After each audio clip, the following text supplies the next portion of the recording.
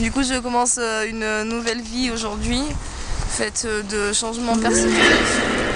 Donc, est-ce que mon gant est dans le bon sens? Oui, vous voyez comme j'ai progressé. Allez, déjà, c'est très bien. Continue.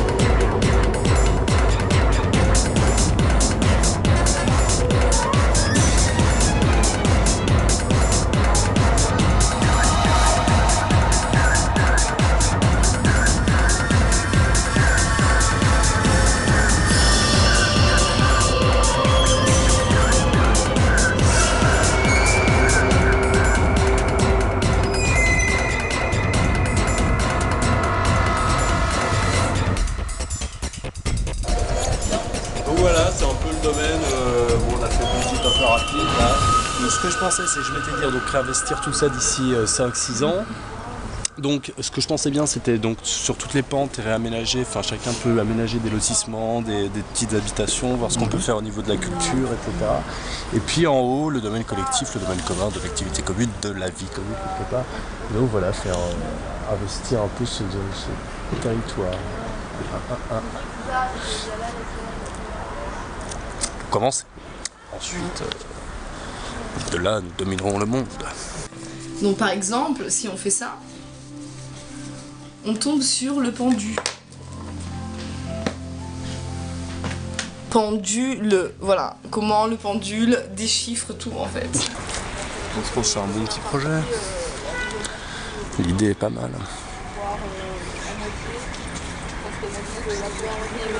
Du cas, si nous dominons pas le monde, nous dominerons moins Grenoble. Oui. Bah après, on peut dire que Grenoble, vous voyez bien, les Grecs, quand ils ont fait leur mythologie, ils parlaient du monde, le monde c'était le monde grec, c'était pas le monde, ils n'avaient aucune idée de la totalité du monde. De même, lorsque les Juifs écrivirent au sujet de la domination mondiale du peuple élu d'Israël, ils ne pouvaient envisager, bien entendu, la domination planétaire en tant que telle. Ils n'avaient qu'une idée géographique, localisée de ce qu'on appelle le monde, et c'était bien entendu le monde juif. C'est la même chose pour nous, ce qu'on appelle le monde, dans notre image réductrice, bah, c'est l'endroit où on est, c'est notre champ d'expérience. Voilà. Au-delà de ces montagnes, quelque part.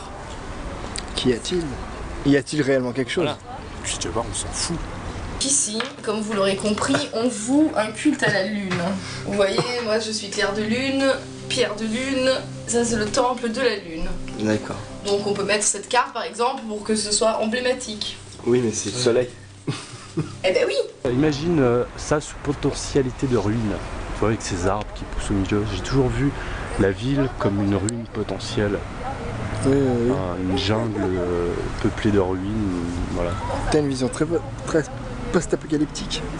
Oui, parce que ça peut se passer comme ça, ou à un moment donné, peut-être les humains vont simplement déserter ces habitations et se rendre compte que les détruire, pourquoi? Bah, autant les laisser manger par la végétation, c'est de la matière dans tous les cas. Oui, autant laisser la nature reprendre ses droits. Voilà, faire ses guérisons, etc. Nous, on peut aider simplement, mais peut-être laisser ces...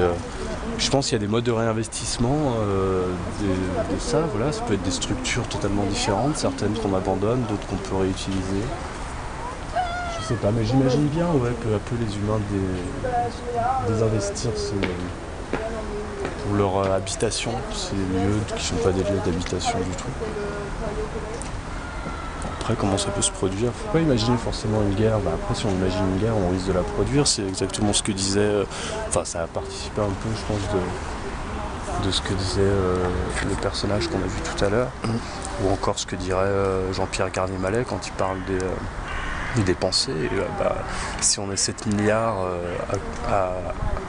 penser à à la guerre. anticiper voilà, un futur apocalyptique de guerre, de combat, de meurtre, de sang, de peur, et ben on risque de se créer Ouais, réellement c'est ce ce qui genre nous est vendu par le système, aussi bien c'est pour avec ça que ça fonctionne les bien. médias, aussi bien par Hollywood, le cinéma, tout Voilà. ça. Ils nous vendent, Donc du coup ça alimente bien tout ça, et puis du coup ils arrivent même, parce qu'ils sont assez malins, ils arrivent même à en faire une vertu, hein, une espèce de vertu guerrière, des mecs qui sont prêts à aller s'empaler d'un côté comme de l'autre. Donc ça va être la leçon numéro 1. Qu'est-ce que c'est que cette énigme? Pourquoi donc mettre la carte du soleil alors que c'est le culte de la lune? Eh bien parce que si vous êtes un peu curieux, on va dire, de l'univers dans lequel vous vivez, vous savez que la lumière de la lune est donnée par le soleil.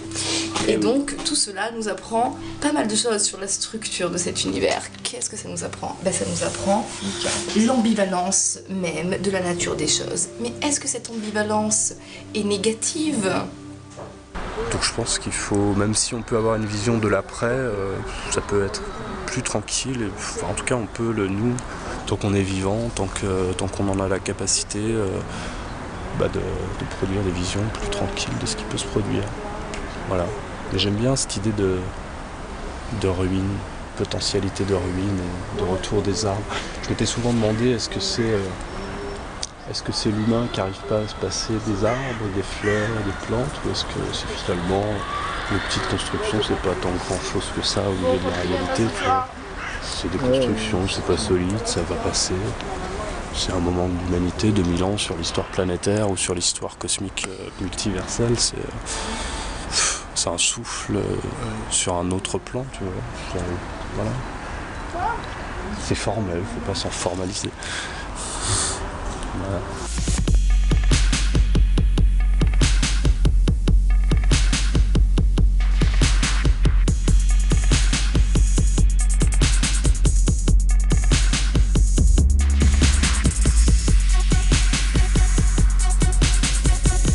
En fait, si vous avez quelques doutes par rapport au pendule, vous avez qu'à en prendre un. Vous avez qu'à en prendre un, investir dans un pendule si vous n'y croyez pas.